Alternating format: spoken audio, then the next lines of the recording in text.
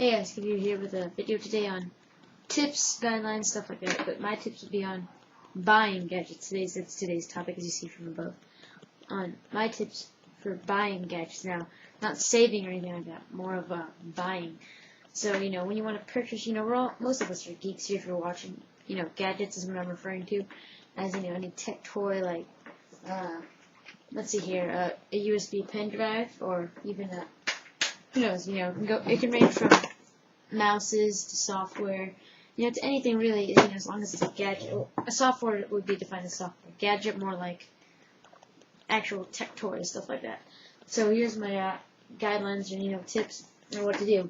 First off, get what you want. What you want. Get only what get really what you really need or want. That not what your friends want or not what your parents. If get what you really want. Don't get what somebody else is telling you to get, unless it's really cool. But if you're choosing, then it's your money and stuff like that. Let it be your choice. Get what first, but always think about the rules, the guidelines on questions like which will last you longer if you're deciding between two or more items. Think of which will last you longer.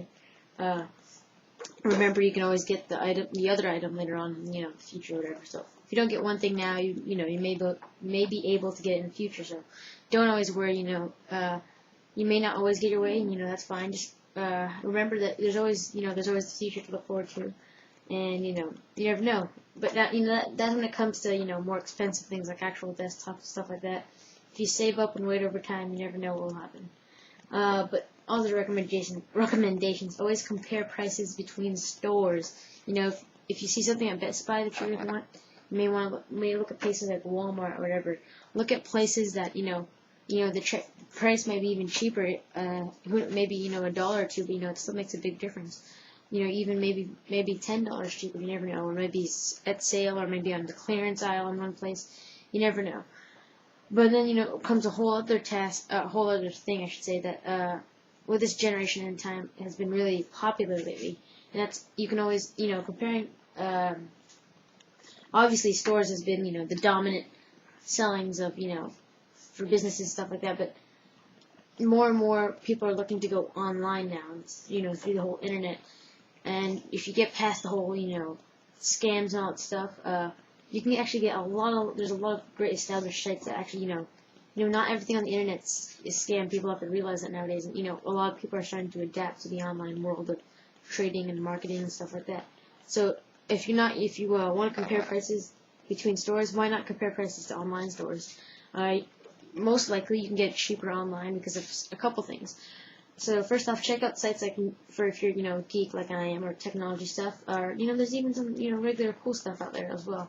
Check out newegg.ocm for great PC hardware, Mac hardware, all that stuff, ranging from microphones to headphones, speakers. You never know, and you can get a lot of discounts there because, like I said, online there's benefits like coupons that come on, daily sales, stuff like that. Check out Tigerdirect, eBay, and that doesn't even have to pertain to technology. That pertains to everything. That's a huge auction market. And there's Amazon, of course, just think geek.com. But, from eBay and Amazon, you have to look into that. Also, you don't even have to buy stuff from sites like that. You can even, like I said, this is more of tips on buying, but you can even sell stuff on that, but that's a whole other video. But, you can gain revenue as well as, spending, money. But then again, when buying online, you have to consider stuff like shipping. There's going to be shipping costs. Or there may be shipping costs, unless shipping's free. So benefits of shipping online, there's always benefit. Usually it's cheaper, not always, but you never know. Usually it may be cheaper. In some cases it may be faster. If let's say an item at your local store is out of stock, always check online. Usually it's there, and it's usually cheaper. And you never know, shipping may be faster depending on where you live. And usually online, another benefit is they usually sell in bundles. I know if you go to Amazon.com, there's always bundles. You can buy like this and get $20 off that. You never know. Now, there's also coupons and savings. That's another benefit to online. Of course, you can get coupons in real life, but what I mean by savings is you never know. If you know somebody who's sponsored by a company and they give them a special discount to all their members, then you may be able to get $20 off that item, or maybe get it for free. And there's always giveaways online, so Those are benefits. Now, there's always downfalls, with benefits. You can't, you have to weigh it out evenly. Now, directly, if you want, like, right on the spot, online may not be your thing because of shipping and all that stuff. If you're just looking for something to pick up as a gift, and you need it right on the get-go, within the next day, you might want to look into, just buying it locally. It may take longer in some cases if you're trying to see which one will get faster, depending on if you live in Asia or wherever, another continent, and it's shipping from the USA, it's going to take longer than it would if you went and waited for like a week to get it at a store, depending on how shipping is. So that always depends. Layaways. There is some stores that allow you to add to carts and put the item on layaway, but usually it's easier to put stuff on layaway at local stores, stuff like that, because it's usually not going to get bought unless it's a hot item. Stock is another downfall. Stuff online can go really, really fast. You guys won't even expect it, guys. But usually stuff is in stock and it restocks faster, but you never know, Factories are usually shipping to stores, stuff like that, but, again, it depends on where you're shopping at. But, always look into stuff like RSS feeds if you can subscribe to those, or email feeds, so you know when stuff is in stock, when it isn't in stock, and when it's out, or when, stuff like that. And if you're looking for local stuff, local items, obviously Direct's going to be your place if you want to get something locally, And then again, if you're looking for obscure items, something that you may not find at your store, like if you need something, really random, like a power adapter for a certain monitor that's an old monitor, you can probably have to get that online at places like eBay or Amazon. If you're looking for much cheaper stuff like used or new stuff, you might want to check online as well. And again, you can always look at stuff locally at local stores or, with local people within your area. And lastly, pickup. If you're looking for pickup, obviously, you can't pick up stuff from online but then again, there is a benefit that some stores like Radio Shack does when you can order online and pick it up at your local Radio Shack. So look into, cooperating between the two, online and offline. So, that's always a good idea if you want to get something for like a gift and you want it's kind of like putting it on layaway, You order it one week and you can pick it up the next week, whatever you want to do.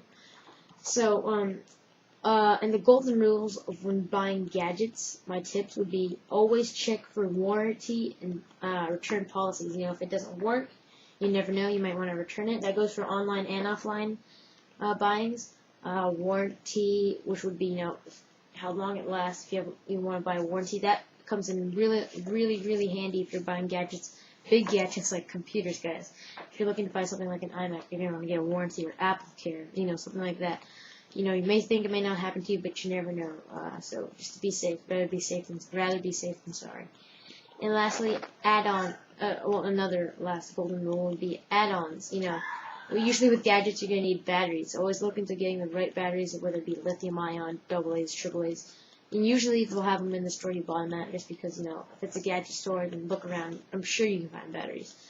And other accessories, you may need a remote to operate this, you may need that to operate.